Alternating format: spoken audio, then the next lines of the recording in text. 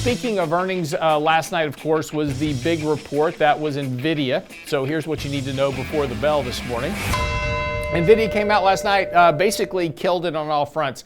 They are running a 55% profit margin on their chips right now, which is pretty incredible. I mean, basically, when they produce a chip, they make 55% profit. That's exceptionally large profit margin for a company like that. $35 trillion in revenue last night, beating estimates. Now, stock's going to trade down a little bit this morning just because estimates were even higher. There were some estimates out there that were just exceptionally unrealistic. They had a blockbuster quarter.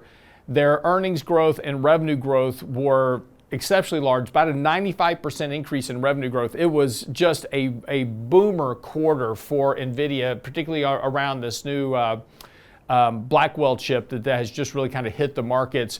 But expectations, this is when we talk about expectations were even higher. Wall Street was really wanting them to push a lot bigger number and a lot bigger on their forecasts going out. But again, overall, though, the stock has been doing exceptionally well. It was just trading near all-time highs before this report yesterday.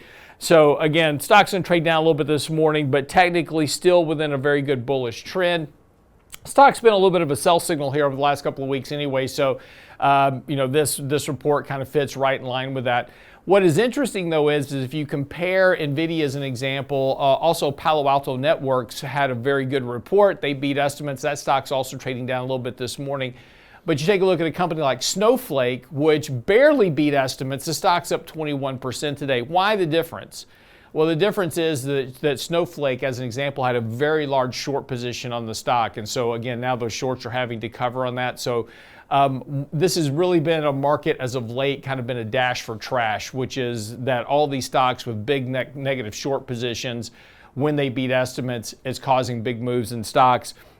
Really kind of in both ways. We saw that with Target yesterday, down 21% after the bell. But flipping this back over, a couple of other things in the markets to keep a watch on. The dollar index continues just to accelerate here. Now, interestingly enough, Bitcoin, which is supposed to be the dollar debasement thing, right? The dollar's going away. We're going to lose reserve currency status. You know, all those narratives. Remember all those narratives about dollar debasement that Mike and I wrote articles about a couple of years ago? Well, the dollar's been rallying strongly here. And guess who's been rallying right along with the dollar? Yeah, that would be Bitcoin, which is now approaching $100,000. So again, Bitcoin is not a dollar debasement asset. It is a risk on asset. And so you're seeing risk on in the dollar, you're seeing risk on in Bitcoin. So just kind of, interesting as always the case. Everybody tries to apply a narrative to something, but when it comes right down to it, Bitcoin is simply a dollar asset because in order to use it, you have to convert it back to dollars. And so it's very tied to the dollar. But again, Bitcoin's doing fantastic, but just be careful here, exceptionally overbought. The dollar also, by the way, is pushing really, really overbought conditions. So we're going to see a correction here in both Bitcoin as well as the dollar here shortly. So I'd expect the dollar pullback somewhere around 103 to 104 most likely, come back down to support. That wouldn't be surprising just after this kind of a move. And if you look at Bitcoin, just a pullback to regional support will be somewhere between basically about 75,000 to 83,000-ish on Bitcoin. And that would be a pretty sizable correction. That would not be the first time, but this has been a very ordinary breakout of a long-term consolidation. Bitcoin really went nowhere here for a while. Finally broke out. So you just had a good breakout of consolidation. And so this move higher has not been surprising.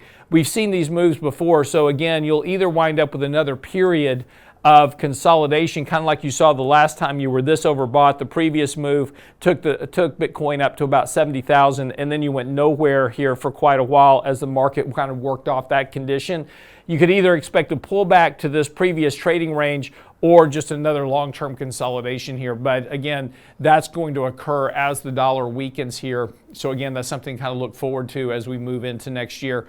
We'll see how that works out. But that's what you kind of need to know before the bell this morning.